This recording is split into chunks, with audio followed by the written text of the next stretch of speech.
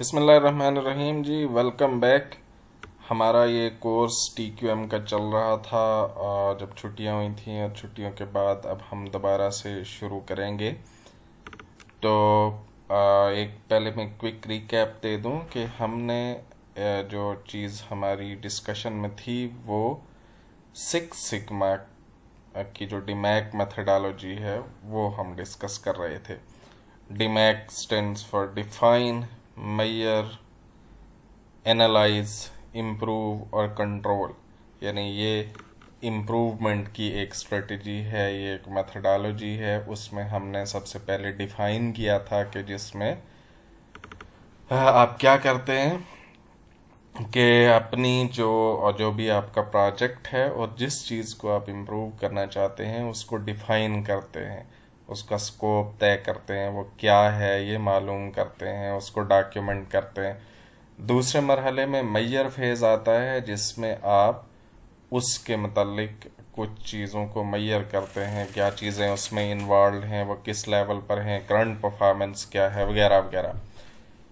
और फिर हमने उसमें ये भी देखा था कि आप डेटा कैसे कलेक्ट करते हैं और उस डेटा को की बुनियाद पर आप बिल्कुल इब्तदाई किस्म की कैलकुलेशंस किस तरह से कर सकते हैं। ये सब कुछ करने के बाद नेचुरली अगला स्टेप एनालाइज का होता है। जब आप डेटा कलेक्ट कर लें, आप किसी चीज़ को मेजर कर लें, तो उसके बाद अगला उस जो भी आपकी मेजरमेंट्स हैं उसकी बुनियाद पर फिर उसको एनालाइज करना होता है। अच्छा, एनालाइज में जिस तरह आप देखते आ रहे हैं कि इससे पहले डिफाइन और मेजर में भी दोनों तरह की चीज़ें हम डिस्कस करते हैं, स्टैटिस्टिकल टूल्स भी और जो नॉन स्टैटिस्टिकल टूल्स और टेक्निक्स हैं उनको भी हम डिस्कस करते हैं।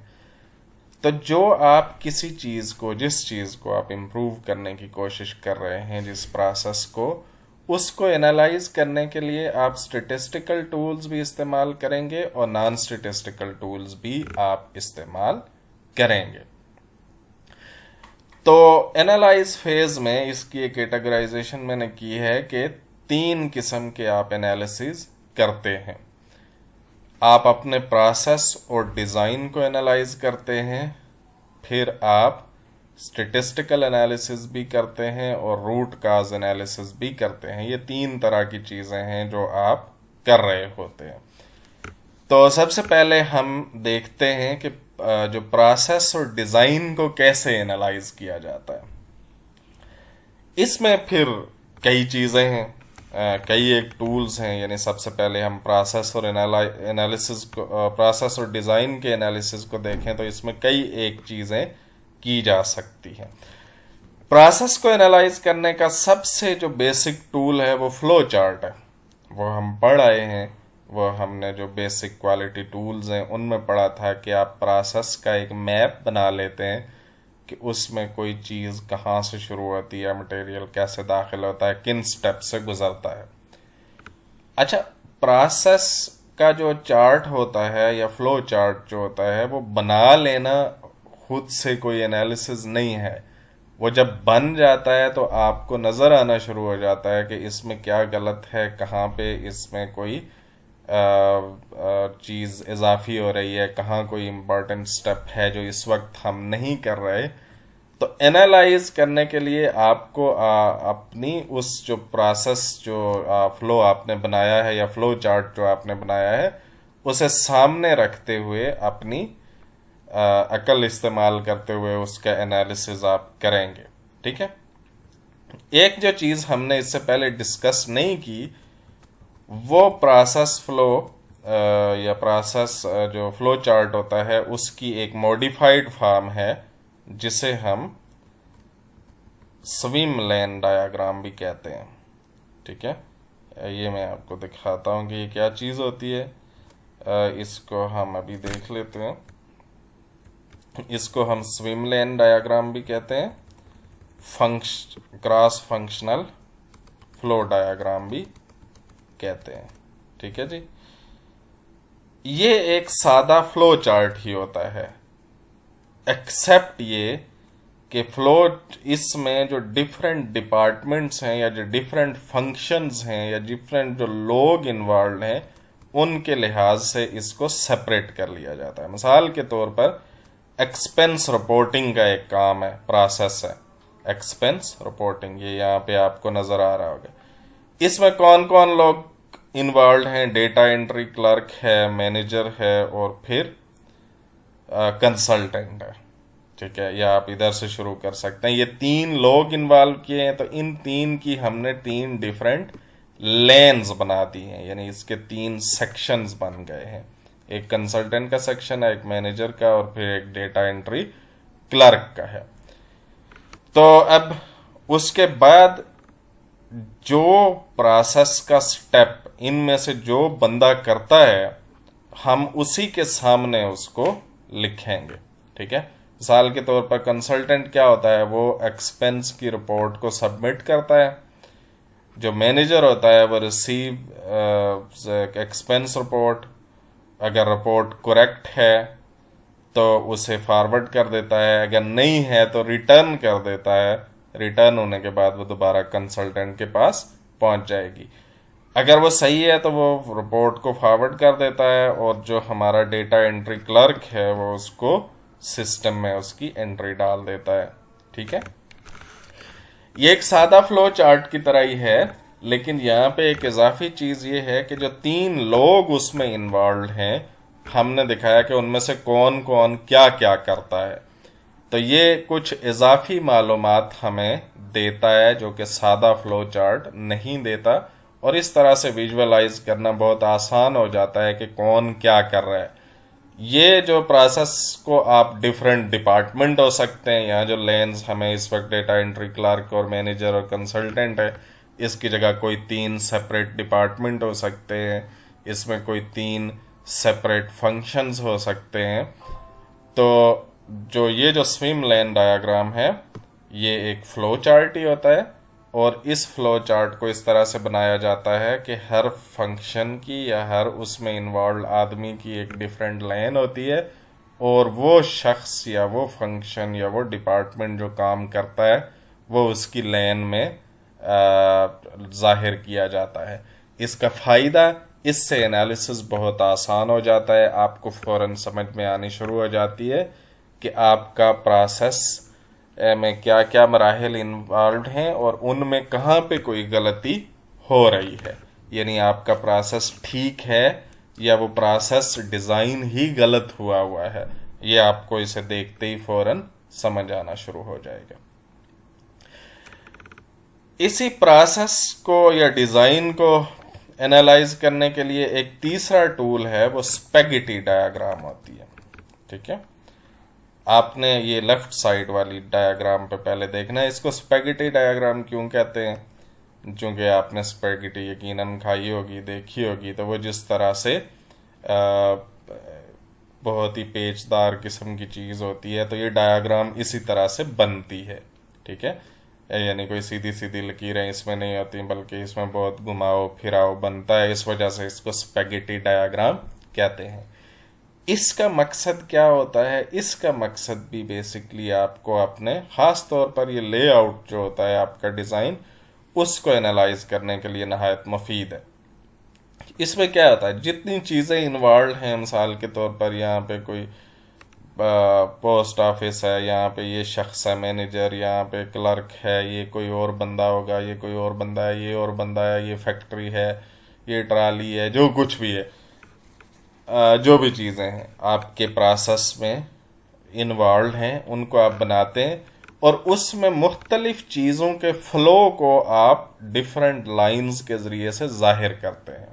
ठीक है, यानी यहाँ पे हो सकता है कि जो इंफॉर्मेशन जो फ्लो है जी फिनिश्ड गुड का, मैं उसको इस लाइन से जाहिर कर रहा हूँ, इस कलर की। जो रॉ मटेरियल की मूवमेंट हो रही है उसको मैं येलो लाइन से जाहिर कर रहा हूँ। जो हाफ फिनिश्ड मटेरियल है उसको जो है रेड लाइन से जाहिर कर रहा हूँ। तो डिफरेंट चीज़ों के लिए आप डिफरेंट लाइनें ड्रा करते हैं। ठीक है, कि कौन सी चीज़ कहाँ से कहाँ जा रही है, और इसको आप बनाते उस तरह से हैं जैसे ये हमारे ये जो लोग या जो इसमें चीज़ें लोग इन्वॉल्व हैं, उनको आप उसी तरह से बनाते हैं जिस तरह वो इस वक्त आपके पास एग्जिस्ट करते हैं। मिसाल के तौर पर आपका अगर एक शॉप फ्लोर है और वहाँ पे एक मशीन यहाँ रखी हुई है तो आप उसे यहीं दिखाएंगे, दूसरी यहाँ रखी हुई है तो दूसरे वहीं दिखाएंगे। होगा क्या, जब आप मटेरियल्स की जो फ्लो है उसको इस तरह से स्पेगेटी डायग्राम बनाएंगे तो आपको पता चलना शुरू हो जाएगा कि ये देखें, ये जो हमारा लेआउट है ना ये ठीक नहीं है। यहाँ पे कितनी ज़्यादा जो हैं वो कोई चीज़ें क्रॉस हो रही हैं, कहीं ओवरलैप हो रही हैं, इधर ज़्यादा है, इधर कोई फ्लो ख़ास नहीं, ये जगह खाली पड़ी हुई है। तो यहाँ पे बहुत ही ज़्यादा जैम्स हो सकते हैं। जब आप ये बना लेते हैं तो आपको समझ आनी शुरू हो जाती है कि आपको अपना जो लेआउट है उसको किस तरह से बदलना चाहिए। यानी इससे अगली डायग्राम आप देखें, उसमें इसने लेआउट बदल दिया है। वही सारी की सारी चीज़ें जो पहले भी थी वो इन्वॉल्व थी, ठीक है, वही ऐप भी है, लेकिन उसने उनको जब बदला है तो अब देखें वहाँ पे उस तरह का जो जैम है वो आपको नज़र नहीं आ रहा।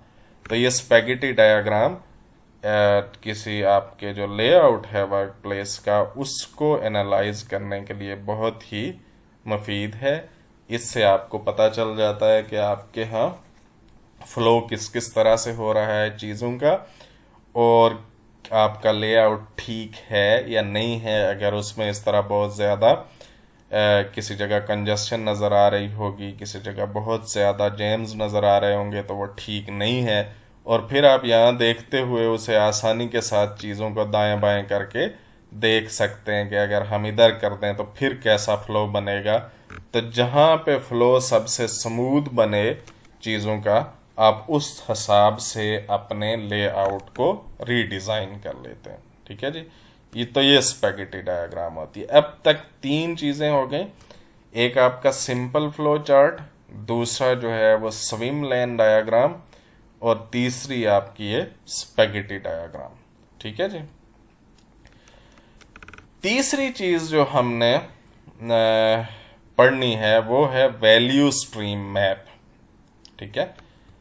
ये भी एनालाइज करने के लिए एक बहुत ही अहम टूल है, और ये भी एक तरह का आप समझ लें कि प्रोसेस की डायग्राम ही होती है, लेकिन ये इस लिहाज से यूनिक है कि ये बहुत सारी ऐसी इंफॉर्मेशन देता है जो आपका सिंपल फ्लो चार्ट या इवन स्विम लेन डायग्राम भी नहीं देती।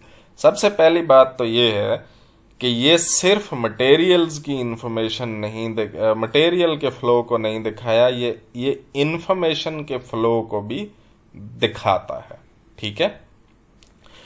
अच्छा, जिस तरह हमने कहा था कि चार्ट के लिए जो फ्लो प्रोसेस जो फ्लो चार्ट है उसकी कुछ अपनी सिंबल्स होती हैं, इसी तरह वैल्यू स्ट्रीम मैप की भी कुछ अपनी सिंबल्स होती हैं। इसको वैल्यू स्ट्रीम मैप क्यों कहते हैं कि देखें, वैल्यू वो चीज़ होती है जिसके कस्टमर ने पैसे देने हैं। ये बात हम लीन के ओवरव्यू में भी करके आए थे कि जिस चीज़ के पैसे कस्टमर ने देने हैं वो आपकी वैल्यू है, ठीक है। तो आप देखते हैं कि आप कौन कौन से स्टेप्स कर रहे हैं, उनमें से कौन से उस वैल्यू में एडिशन कर रहे हैं जिसके कस्टमर ने पैसे देने हैं, और कौन से स्टेप्स हैं जो उसमें नहीं वैल्यू एडिशन कर रहे, और क्या वो बहुत ज़्यादा तो नहीं है। क्या कुछ, जैसे कि हमने कहा था कि कुछ स्टेप्स ऐसे होते हैं जो नॉन वैल्यू एडिंग होते हैं लेकिन वो अनअवॉइडेबल होते हैं, वो ज़रूरी होते हैं, उनके बगैर गुजारा नहीं है। जबकि कुछ ऐसे होते हैं जो अवॉइडेबल होते हैं। तो इससे आपको पता चलना शुरू हो जाएगा कि आपकी प्रोसेस की क्या सिचुएशन है, उसमें वैल्यू एडिंग जो स्टेप्स हैं वो कौन से हैं, नॉन वैल्यू एडिंग कौन से हैं, ठीक है। तो ये सिंबल्स होती हैं जो आपके सामने नज़र आ रही हैं। जहाँ पे कोई प्रोसेस का स्टेप होता है हम उसको इस तरह के एक रेक्टेंगल से दिखाते हैं। कस्टमर और सप्लायर के लिए हमारी ये सिंबल होती है जो आपको नज़र आ रही है। ट्रांसपोर्ट के लिए हम इस तरह की ट्रक की एक शक्ल दिखाते हैं। प्रोडक्ट टू कस्टमर, ये हम जो ट्रायंगल होती है इसको हम इन्वेंट्री दिखाने के लिए करते हैं। ये पुश एरो है और स्क्रैप के लिए इस तरह डाउन एरो, रीवर्क के लिए ये। ओके,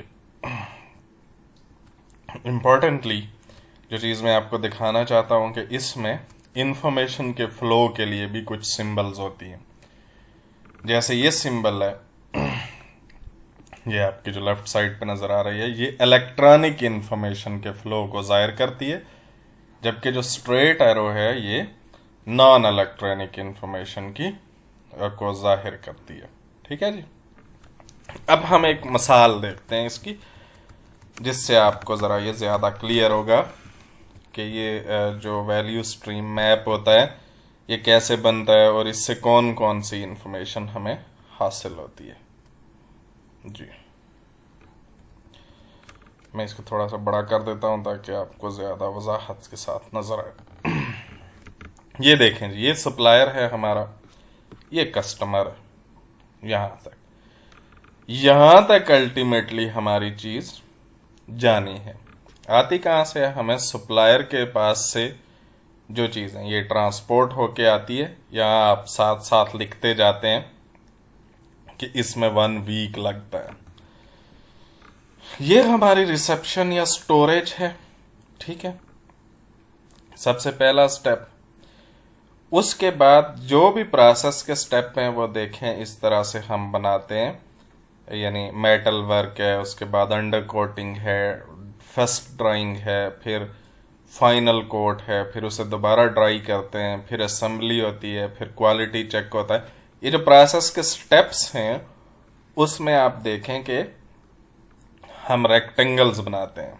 ठीक है, और उसमें लिखते जाते हैं कि ये भी 8 आवर्स की शिफ्ट होती है, ये भी 8 आवर्स की होती है, ये भी 8 आवर्स की होती है। हर स्टेप के साथ हम एक डेटा टिकट लगाते हैं। ये देखें, ये डेटा टिकट है। इसमें क्या चीज़ें लिखी हुई होती हैं? इसमें कुछ ज़रूरी इंफॉर्मेशन लिखी हुई होती है। ये ज़रूरी इंफॉर्मेशन इस पे क्या डिस्प्ले करनी है ये आप अपने हिसाब से कर सकते हैं। ठीक है, मिसाल के तौर पर यहाँ पे क्या लिखा हुआ है कि इसका जो ट्रीटेड आइटम वाई है, वाई यानी इसका आउटपुट क्या होगा जब ये प्रोसेस का स्टेप होगा, तो इसका आउटपुट अल्टीमेटली क्या होगा। यानी मेटल वर्क जब होगा तो उसके बाद हमें ट्रीटेड आइटम मिलेगा। ठीक है जी। ये जी टाइम है टोटल, एक की प्रोसेसिंग टाइम है पीटी प्रोसेसिंग टाइम है, यील्ड इसकी इतनी है, बैच साइज इतना होता है। ठीक है, अच्छा फिर यहां से देखें कि इसके बाद यहाँ पे आपको वो ब्लैक एंड वाइट वाला एरो नजर आ जाए जो कि पुश का एरो है। पुश से क्या मुराद है, जबकि यहाँ पे इससे आपको फर्क समझ आ जाएगा। ये कस्टमर है और ये क्वालिटी चेक है। ठीक है, पुल तब होता है जब अगली बंदा उसको मांग रहा है हमसे, यानी कस्टमर हमसे चीज डिमांड करता है कि आप मुझे ये दे दें, यानी इसका जो डिमांड है उसकी तरफ से आ रही है, तो ये पुल हो रहा है। ठीक है, इसलिए देखें यहाँ पे ये वाला एरो आ रहा है। जबकि यहाँ पे क्या है कि जब ये एक फंक्शन हो जाता है तो वो उसको अगले वाले की तरफ पुश करते हैं। अगले उनसे नहीं मांग रहे अंडर कोटिंग वाले के भाई दो हमें ट्रीटेड आइटम के, हम उसकी अंडर कोटिंग करें, बल्कि ये उसको पुश कर रहे हैं। इधर से बना लिया तो अब पुश करके इधर भेज दें। ठीक है, इसी तरह ये सब स्टेप्स हैं। ठीक है, और यहां पे देखें कि आपकी इंफॉर्मेशन का फ्लो भी नजर आ रहा है। ये हमारी कस्टमर सर्विस का एक प्रोसेस चल रहा है। कस्टमर से इसके पास नॉन इलेक्ट्रॉनिकली इंफॉर्मेशन आ रही है, इधर से भी उधर जा रही है, जबकि सप्लायर से हमारी कम्युनिकेशन इलेक्ट्रॉनिकली हो रही है। जब यहाँ पे आ जाता है रिसेप्शन स्टोरेज पे, तो यहाँ पे दोनों तरफ कम्युनिकेशन हो रही है। जरा ये देखें कि दोनों तरफ कम्युनिकेशन कोऑर्डिनेशन हो रही है। यहां से असेंबली वाले भी कस्टमर सर्विस से कर रहे हैं और ये भी उसके साथ कर रहे हैं, और यहां से भी कोऑर्डिनेशन हो रही है। जबकि यहां से भी आपको नजर आ रहा है कि फाइनल कोटिंग वाले और अंडर कोटिंग वाले भी आपस में कर रहे हैं, और फर्स्ट ड्राइंग और फाइनल कोटिंग वाले भी आपस में कोऑर्डिनेट कर रहे हैं। ठीक है, तो यहां इस मैप में हमें क्या नजर आ रहा है? प्रोसेस के स्टेप्स नजर आ रहे हैं। ये पता चल रहा है कि कहाँ से कोई पुश कर रहा है और कहाँ से पुल कर रहा है। यानी यहाँ पे देखें कि ये जो हमने भी सप्लायर ने हमें ज़बरदस्ती नहीं दिया, यहाँ पे भी वो पुल वाला एरो नज़र आ रहा है कि ये हमने उनसे मांगा है, तो हमारी तरफ से डिमांड जनरेट हुई है, यहाँ पे आ रहा है। आगे सारे के सारे पुश हो रहे हैं, फिर फाइनली यहाँ से पुल हो रहा है। प्रोसेस के स्टेप्स नज़र आ रहे हैं, हर स्टेप की जो ज़रूरी इंफॉर्मेशन है वो हमें नज़र आ रही है। फिर हमें इंफॉर्मेशन का फ्लो नज़र आ रहा है हर जगह, ठीक है। फिर एक और चीज़ नज़र आ रही है, वो ये वाला टाइम है। देखें, ये जो ट्रीटमेंट हो रही है ना, जब मेटल वर्क पे 30 मिनट लग रहे हैं, ठीक है। अच्छा, एक एक आइटम की अंडर कोटिंग पर 20 मिनट लग रहे हैं, जबकि यहां से ये जो नॉन वैल्यू एडिंग टाइम है, देखें यहाँ पे जो पड़ा हुआ है, एक यहां से उठा के इसको फिर इस प्रोसेस तक ले जाने में मेटल वर्क से अंडर कोट तक यहाँ 1.7 आवर्स लग रहे हैं। इसी तरह देखें कि जब ड्राइंग हो जाती है तो फाइनल कोट तक हमें 15 आवर्स लगते हैं। यहाँ पे 15 आवर्स है, यहाँ 3 आवर्स हैं, यहाँ 15 आवर्स हैं, यहाँ 0.5 आवर्स हैं। तो फाइनली हमें कैलकुलेट भी किया हुआ है कि कितने जो आवर्स हैं वो हमारे प्रोडक्टिव कामों में लग रहे हैं, और कितने जो है वो आप अगर देखें यहाँ पे, तो जो आपकी प्रोसेस होने का टाइम है वो तकरीबन सिर्फ 6 घंटे है, जबकि जो आपका वेटिंग में पड़ा हुआ होता है आइटम वो 44 आवर्स है, ठीक है। तो ये वैल्यू स्ट्रीम मैप भी, जिस तरह आप प्रोसेस फ्लो की या स्पेगेटी डायग्राम का हमने बताया था, आप पहले बनाते हैं जिस हालत में आपका प्रोसेस है उस हालत में बनाते हैं। अब ये वाला देख के जो आपके सामने बन गया है, तो इसे आप एनालाइज कर सकते हैं, ठीक है, कि जी हमारे कहाँ पे ज़्यादा टाइम लग रहा है। क्या ये जो मिसाल के तौर पर हम कस्टमर के साथ नॉन इलेक्ट्रॉनिकली क्यों हम कर रहे हैं कम्युनिकेट, क्या इलेक्ट्रॉनिकली करें तो हमारे जल्दी हो जाएगा वगैरह वगैरह। आप इसको एनालाइज करने के लिए आप अपनी सारी अकल इस्तेमाल करेंगे। फायदा क्या है इसके बनाने का, कि वो चीज़ जो आप, ये जो भी प्रोसेस है उसकी सारी सिचुएशन आपके सामने विजुअलाइज होकर आ गई है, जिससे आपको उसे देखने में, समझने में और फिर उसको एनालाइज करने में आसानी होती है। जब आप इसका एनालिसिस कर चुकेंगे और आप इसमें से जो जो प्रॉब्लम्स हैं वो एलिमिनेट करके तो एक नया मैप बनाएंगे कि एग्जिस्टिंग प्रोसेस का इस तरह से है वैल्यू स्ट्रीम मैप, जबकि इम्प्रूव्ड जो है वो इस तरह से होना चाहिए। बट वो अभी हम नहीं डिस्कस कर रहे, हम अभी एनालाइज फेज पर हैं, जिसमें हमारा मकसद सिर्फ एग्जिस्टिंग प्रोसेस को एनालाइज करना है, ठीक है जी। अच्छा जी, एक अगली चीज है टिम वुड्स एनालिसिस हो सकता है जी। टिम वुड्स क्या है, ये वो 8 किस्म के वेस्ट हैं। आप तमाम वेस्ट्स को एनालाइज कर सकते हैं कि हमारे प्रोसेस में कौन कौन से हैं। T for transportation, I for inventory, M for motion, W for waiting, O for overprocessing, O for overproduction, D for defects और S for skills। अच्छा, ये बाकी बातें तो आपको समझ आ रही होंगी कि मिसाल के तौर पर आप ये देखें कि आप किसी जगह आइटम्स को गैर ज़रूरी ट्रांसपोर्ट तो नहीं कर रहे हैं। यानी आपके लेआउट डिज़ाइन में, यानी एक जगह मैंने देखा कि इस तरह से हो रहा था कि एक आइटम के ऊपर जो पहला स्टेप है वो फर्स्ट फ्लोर पे हो रहा है, उसके बाद वो दूसरे फ्लोर पे प्रोसेस होने के लिए जाता है, फिर वहां से नीचे वो दोबारा फर्स्ट फ्लोर पे आता है। तो ये गैर ज़रूरी ट्रांसपोर्टेशन हो रही है, उसके लेआउट को चेंज करके तो ट्रांसपोर्टेशन को कम किया जा सकता है। आप गैर ज़रूरी तौर पर इन्वेंटरीज संभाल के रखते हैं, ये भी एक वेस्ट है। गैर ज़रूरी मोशन हो रही है, ये वेस्ट है। गैर ज़रूरी वेटिंग हो रही है, जिस तरह अभी हम पीछे वाली मिसाल में देख रहे थे, ये भी एक वेस्ट है। आप किसी चीज को ओवर प्रोसेस कर रहे हैं, ये भी वेस्ट है। ओवर प्रोडक्शन भी वेस्ट है। डिफेक्टिव आइटम्स बना रहे हैं तो ये भी एक वेस्ट है। अलबत्ता ये क्या चीज है स्किल, ये शायद समझना, बाकी सारी चीजें तो इंट्यूटिवली समझ आती हैं। स्किल ये है कि आपके लोगों की अगर कोई स्किल ऐसी है जो यूटिलाइज नहीं हो रही है तो वो भी वेस्ट हो रहा है, आपने उसको भी निकालना है। ठीक है, तो वेस्ट को देखने का एक तरीका ये भी हो सकता है कि आप इन 8 हेड्स में देखें कि आप कहां कहां पे वेस्ट कर रहे हैं। ठीक है, इसके बाद जो अगली चीज है वो है FMEA, जिसे हम कहते हैं failure mode effect analysis. FMEA stands for failure mode effect analysis. ये इसमें आपको बताता, तो इसमें 2-3 हिस्से हैं। फेलियर मोड, दूसरी चीज इफेक्ट, और तीसरा चीज एनालिसिस। ठीक है, ये एक ऐसी चीज है जिसमें आप स्टेप बाय स्टेप किसी प्रोसेस को या डिजाइन को, अगर प्रोसेस है तो स्टेप बाय स्टेप, डिजाइन है तो पार्ट बाय पार्ट, ठीक है, आप देखते हैं कि इसमें क्या फेलियर हो सकती है।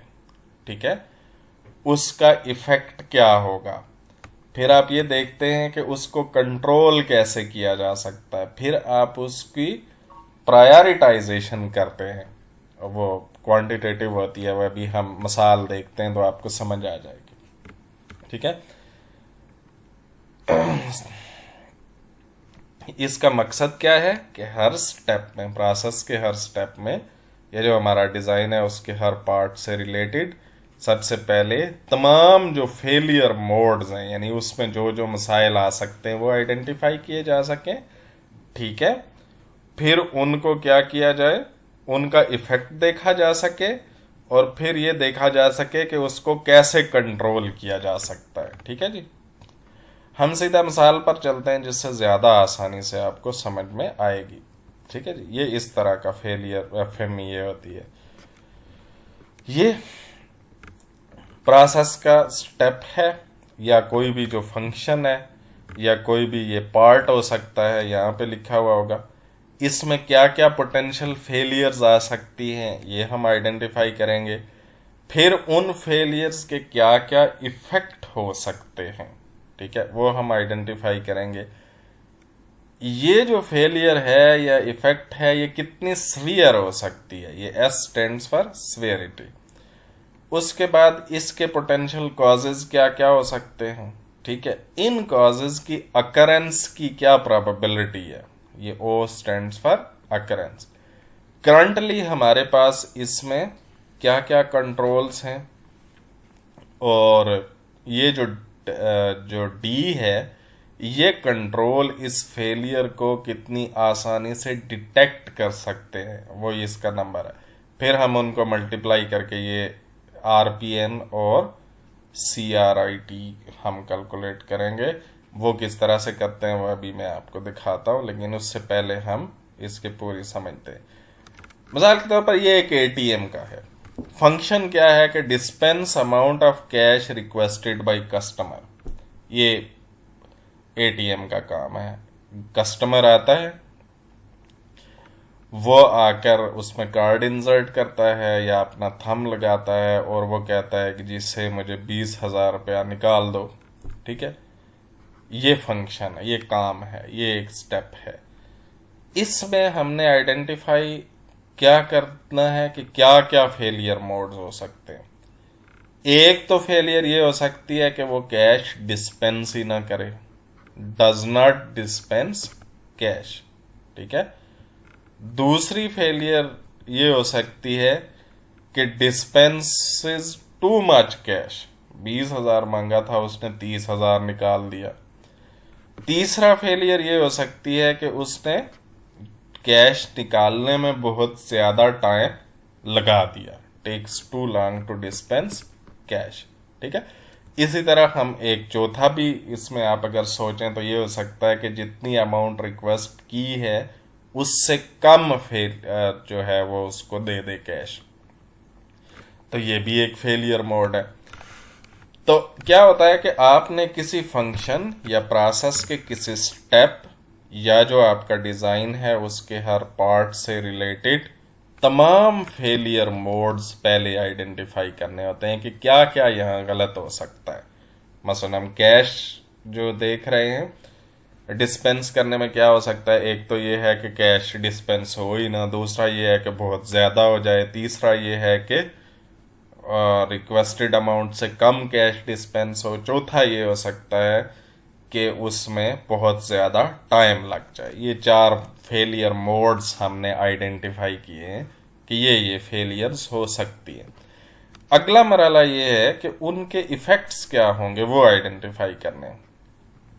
पहली फेलियर क्या है कि जी कैश डिस्पेंस ही ना हो, ठीक है। इसके इफेक्ट क्या हो गए कि कस्टमर जो है बहुत ही डिससेटिस्फाई हो जाएगा, ठीक है। Incorrect entry to demand deposit system, ठीक है जी, जब ये कस्टमर डिससेटिस्फाई होगा और इधर से अगर हो जाएगा और पीछे से रिक्वेस्ट चली जाएगी कि इतनी अमाउंट निकल गई है अब इतना मजीद भिजवा दें, ये भी इनकरेक्ट होगा क्योंकि अमाउंट तो गई नहीं है। डिस्क्रिपेंसी इन कैश बैलेंसिंग और कैश को बैलेंस करने में हो जाएगा। ये स्वेयरिटी हमने लगाई है 8। ये 8 क्या है, ये हम आमतौर पर क्या करते हैं कि इसको नंबर 1 से लेकर 10 तक देते हैं। यानी अगर इसकी स्वेयरिटी से मुराद ये है कि ये जो काम हो रहा है ये कस्टमर की डिससेटिस्फेक्शन और ये कितना सवियर बात है, ठीक है। तो हमने इसे 1 में से 10 में से 8 नंबर दिए हैं, ठीक है। 8 नंबर देने का मतलब ये है कि ये बहुत ही एक सवियर इफेक्ट है और इसको हमें अवॉइड करने की कोशिश करनी चाहिए। अच्छा, अब अगला मरहला ये है कि इसमें क्या क्या पोटेंशियल कॉजेज क्या क्या हो सकते हैं, इसके क्या हो सकते हैं पोटेंशियल कॉजेज क्या क्या हो सकते हैं। पोटेंशियल कॉजेज के जी मशीन ने कैश क्यों नहीं दिया, इसके ये हो सकता है कि मशीन में कैश है ही नहीं, मशीन जैम हो जाए और पावर फेलियर हो जाए ड्यूरिंग ट्रांजैक्शन। ये 3 चीजें हो सकती हैं। इनमें से हम अकरेंस का हम नंबर देते हैं, ये ओ जो है कि ये इसकी प्रोबेबिलिटी कितनी है कि ये हो जाए, ये भी नंबर हम किस में से देते हैं 10 में से देते हैं, ठीक है। यानी मिसाल के तौर पर अगर ये देखें कि मैं ये कहूँ कि एक दिन क्लासरूम की छत गिर पड़ेगी तो उसकी स्वेयरिटी तो बहुत ज़्यादा है, यानी जब गिर पड़ेगी तो सारे मर जाएंगे या ज़्यादातर मर जाएंगे, लेकिन इसकी अकरेंस का चांस कितना है, इसका चांस तो बहुत थोड़ा है। जबकि अगर मैं ये कहूँ कि किसी को क्लासरूम में करंट लग जाएगा, ठीक है, तो इसकी स्वेयरिटी तो शायद एक को करंट लगेगा वो भी उसके मरने का इम्कान नहीं होगा, लेकिन इसकी जो अकरेंस है वो छत गिरने की निस्बत बहुत ज़्यादा हो सकती है। यानी चूँकि वहाँ पे कई स्विच लगे हुए होते हैं क्लासरूम में, या मैं ये कहूँ कि जी कोई स्टूडेंट किसी चेयर से टकरा जाएगा, उसको ठोकर लग जाएगी, इसकी जो अकरेंस है वो तो बहुत ज़्यादा हो सकती है, इसकी प्रोबेबिलिटी काफ़ी ज़्यादा है, इसका जो स्वेयरिटी होगी वो कम होगी। तो बेसिकली हमने चूंकि हर पोटेंशियल जो फेलियर मोड है उसकी ओवरऑल इवेल्युएशन करनी है, तो हम उसकी अकरेंस भी देखेंगे और उसकी स्वेयरिटी भी देखेंगे, ठीक है। तो देखें कि कैश डिस्पेंस न होने की जो ज़्यादा वजह ये हो सकती है कि कैश ख़त्म हुआ, ये तो ज़्यादा हो सकती है, मशीन जैम होने का उससे कम है और पावर फेलियर का उससे भी कम है। ये अभी हम देख रहे हैं। अब ये देखें, ये कोई ऐसी चीज़ नहीं है कि ये सब के लिए एक जैसी होगी। यानी मिसाल के तौर पर जब हम पाकिस्तान में आएंगे तो वहाँ पे पावर फेलियर वाला शायद इसकी जो अकरेंस है उसकी प्रोबेबिलिटी ज़्यादा होगी।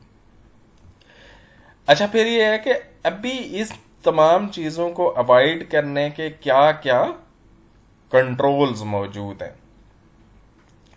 मिसाल के तौर पर आउट ऑफ कैश को डिटेक्ट करने के हमारे पास क्या कंट्रोल मौजूद है कि जी लो कैश एक इंटरनल अलर्ट होता है। जब कैश कम हो जाता है तो इंटरनल अलर्ट आ जाता है ताकि उसको दोबारा से कर दिया जाए, उसको में कैश रख दिया जाए।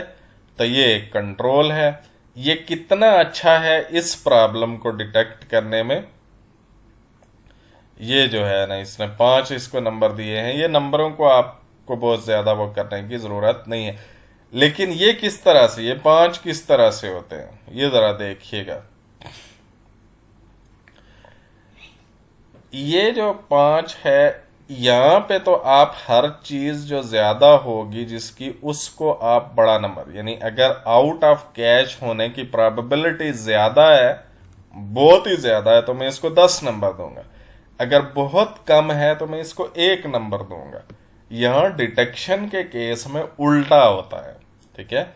यानी अगर आपका जो इंटरनल ये वाला जो कंट्रोल है, ठीक है, वो बहुत इफेक्टिव है तो आप यहां छोटा नंबर देंगे। अगर वो नॉन इफेक्टिव है तो आप बड़ा नंबर देंगे। मिसाल के तौर पर यहां पे देखें कि पावर फेलियर को बचाने का हमारे पास इस वक्त कोई कंट्रोल नहीं है, तो उसको हमने क्या दिया है, 10 नंबर दिए हैं कि यानी ये डिटेक्शन जो है इसकी बहुत ही बुरी है। जब बुरी को जाहिर करने के लिए हम बड़ा नंबर देते हैं, और जो मसलन इंटरनल जो जेम अलर्ट है इसको भी हमने 10 नंबर दिए हैं कि ये भी कोई अभी मौजूद कोई खास काम नहीं कर रहा, ठीक है।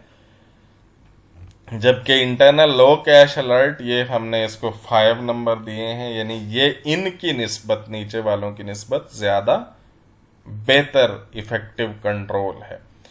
अच्छा, ये बात आपने गौर से और ध्यान से समझनी है कि डिटेक्शन में हम उल्टा करते हैं। अगर कोई कंट्रोल किसी चीज को डिटेक्ट करने में ज्यादा इफेक्टिव है तो उसको छोटा नंबर देंगे हम। अगर वो उसमें इनइफेक्टिव है तो हम उसको बड़ा नंबर देंगे। ये RPN है, ये रिस्क प्रायोरिटी नंबर है, ठीक है जी। रिस्क प्रायोरिटी नंबर सिंपली क्या है, ये severity multiplied by occurrence multiplied by detection, ठीक है। ये 200 आ गया, ये 240 है, ये 160 है, ये 84 होगा। ये किस तरह से 72 आया है, 3 टाइम्स 4 टाइम्स 3 टाइम्स 6, ये 72 आ गया। ये क्या है जी, 7 टाइम्स 2 टाइम्स 6, ये कितना आ गया जी, 84 आ गया, ठीक है।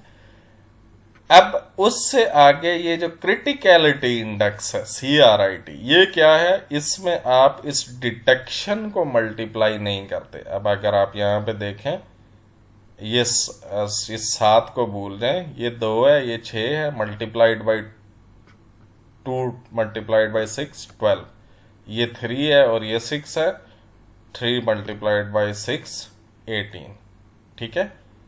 तो ये इस तरह से आता है। ये क्रिटिकलिटी हमें पता चलती है।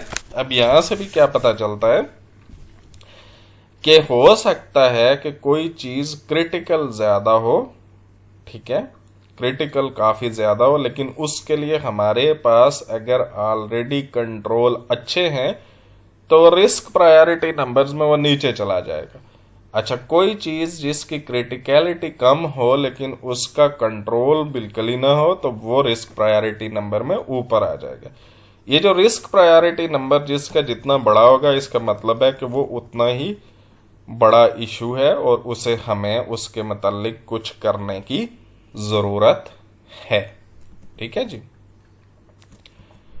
तो ये आप देख लें। उसके बाद फिर क्या किया जाता है कि आप बताते हैं कि आपने क्या इसके लिए एक्शन रिकमेंड कर रहे हैं, और फिर उसके अलावा ये बताते हैं कि अच्छा, मिसाल के तौर पर ये है ना कि जी इंटरनल लो कैश अलर्ट है, या ये इस चीज के लिए कोई हमारे पास नहीं है कंट्रोल, तो इसके लिए क्या करें, क्या रिकमेंडेड एक्शन है, और फिर आगे लिखा जाता है कि ये किसकी रिस्पॉन्सिबिलिटी है और कब तक ये होना है, ठीक है जी।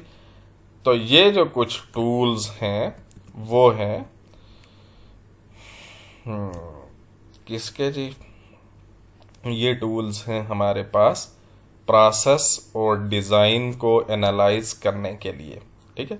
अच्छा, आप ये याद रखें कि ये सिर्फ यही टूल नहीं है, इसके अलावा और बहुत सारे टूल्स हो सकते हैं, कॉमनली यूज़ होने वाले हैं। आप मुख्तलिफ किताबों में देखेंगे तो आपको मुख्तलिफ टूल्स नज़र आएंगे। तो इसके अलावा भी कुछ टूल्स हो सकते हैं। फिर जो इनकी ये क्लासिफिकेशन मैंने ये की है कि ये प्रोसेस और डिज़ाइन के लिए हैं, तो ये क्लासिफिकेशन भी मैंने की है। इनकी कोई और क्लासिफिकेशन और भी कर सकता है। दूसरे नंबर पर जो है वो हमारे पास हैं जो टूल्स, वो स्टेटिस्टिकल एनालिसिस है, जिसमें आप तो वेरिएबल, इसको हम फिलहाल छोड़ देते हैं, ये हमारी जो फॉलो अप डिस्कशन होगी उसमें करेंगे। रीज़न बीइंग कि आप ये पहले पढ़ चुके हुए हैं, इनको सिर्फ हमने रिकैप लेना है। उसके बाद है जी रूट कॉज एनालिसिस के टूल्स। ठीक है। रूट कॉज एनालिसिस के नॉन स्टेटिस्टिकल जो टूल्स हैं वो भी कुछ हैं। मिसाल के तौर पर फोर्स फील्ड एनालिसिस है। ठीक है। और इनमें से भी अक्सर आप पहले पढ़ चुके हुए हैं। ठीक है, इस वजह से ज्यादा इशू नहीं है। इज नॉट मैट्रिक्स है, ये आपने नहीं पढ़ा हुआ। और फिश बोन डायग्राम हम पढ़ चुके हैं, ट्री डायग्राम पढ़ चुके हैं, इंटर रिलेशनशिप डायग्राम पढ़ चुके हैं। जो चीजें हमने नहीं पढ़ी उनको हम देख लेते हैं। उसमें सबसे पहली चीज है फोर्स फील्ड एनालिसिस। ठीक है। फोर्स फील्ड एनालिसिस क्या होता है? इसमें सिंपली आप वो तमाम फोर्सेस को जाहिर करते हैं जो आपके काम के फॉर और अगेंस्ट है। ठीक है, यानी ड्राइविंग फोर्सेस और रिस्ट्रेनिंग फोर्सेस। मिसाल के तौर पर आप अपना कोई शख्स वेट लूज करना चाहता है, तो उसकी कुछ फोर्सेस ऐसी हैं जो इसको ड्राइव कर रही हैं, यानी उसको इस काम में मदद करेंगी या इसके हक में हैं, और कुछ ऐसी फोर्सेस हैं जो कि उसको रिस्ट्रेंड करेंगे। मिसाल के तौर पर हेल्थ थ्रेट, ये एक ड्राइविंग फोर्स है कि वेट अगर ज्यादा है तो बंदे को सेहत के मामला पेश आ सकते हैं। ये उस बंदे के लिए एक ड्राइविंग फोर्स है कि वो अपना वेट लूज करे। ठीक है। कल्चरल ऑब्सेशन विद थिननेस, कि जी दुबले पतले आदमी के लिए अगर वो उसको अच्छा समझा जाता है कल्चर में आपके, तो ये भी एक ड्राइविंग फोर्स है। Plenty of role models, positive attitude towards exercise, clothes don't fit, तो ये सारे के सारे क्या हैं? ये वो फोर्सेस हैं जो उसके हक में हैं या उसको वेट लूज करने के हक में हैं। जबकि रिस्ट्रेनिंग फोर्सेस क्या हैं? Lack of time to cook हो सकता है। लैक ऑफ टाइम कुक होगा तो फिर क्या होगा? आप बाहर से चीजें खाएंगे, फिर आपका वेट बढ़ जाएगा। जेनेटिक ट्रेट्स हो सकते हैं। Unsympathetic friends and family, lack of money for exercise equipment, bad advice, years of bad eating habit, amount of sugar in prepared foods, temptation in the pantry।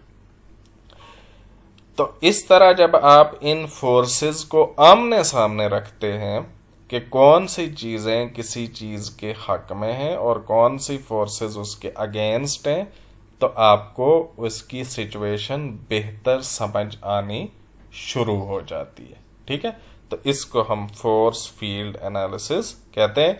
ये एक सिंपल सा tool है, लेकिन sometimes ये बहुत पावरफुल होता है, जिससे आपको ओवरऑल सिचुएशन और फैसला करने में मदद मिलती है कि हमने अगर ये काम करना भी चाहिए या नहीं करना चाहिए। करना चाहिए तो किस चीज को हमें सबसे ज्यादा फोकस करना चाहिए। अच्छा, एक और इंटरेस्टिंग जो मैट्रिक्स है, जो टूल है, वो इज नॉट मैट्रिक्स है। ये भी एक इंटरेस्टिंग चीज है। और ये किस तरह से कॉज को आइडेंटिफाई करने की कोशिश करता है? By isolating who, what, when, where and how about an event. ठीक है। ये किस तरह करता है कि बहुत सारी चीजों में से सिर्फ उन चीजों को निकाल कर लाने की कोशिश करता है जो कि रूट कॉजेस हो सकते हैं। ठीक है। मिसाल के तौर पर आप देखें, यहां पे देखें व्हाट, यहां से देखें what, where, when, extent of the problem है। प्रॉब्लम स्टेटमेंट यहां लिखी जाती है iron contamination and ZZ400। ZZ400 कोई चीज है, उसमें आयरन की कंटेमिनेशन हो रही है। ठीक है, सबसे पहला इसके मुतालिक आप व्हाट वाले सवाल पूछेंगे। What objects are affected. ठीक है, व्हाट अकर्स, क्या जो होते हैं वो अफेक्ट होते हैं और क्या होता है। तो होता क्या है कि प्योरिटी कम हो जा रही है इस ZZ40 की, और आयरन क्या उसमें इंक्रीज हो रहा है। अच्छा, मोस्ट इंपॉर्टेंटली ये होता है कि आप इसमें ये भी पूछते हैं कि क्या नहीं हो रहा। ठीक है, अदर मेटल इम्प्योरिटीज नहीं बढ़ रही हैं, इंक्रीज इन मॉइस्चर नहीं हो रहा है, चेंज इन कलर नहीं हो रहा है, इज नॉट यहां पे देखें।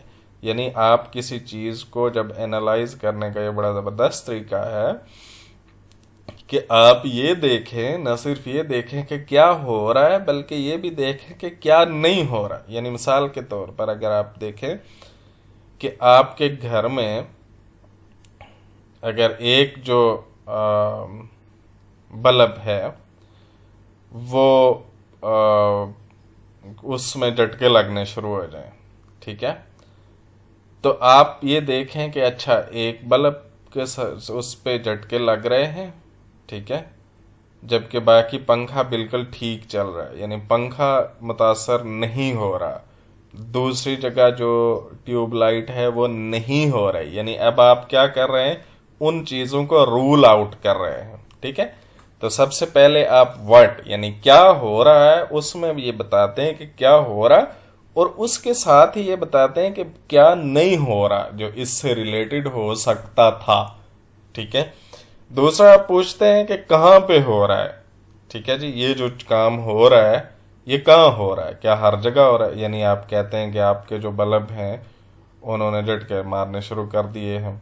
ठीक है, तो आप कहते हैं कि क्या पूरे घर में हो रहा है, या सिर्फ किचन में हो रहा है, या सिर्फ वॉशरूम में हो रहा है, या सिर्फ जो है बाहर टेरेस पे हो रहा है।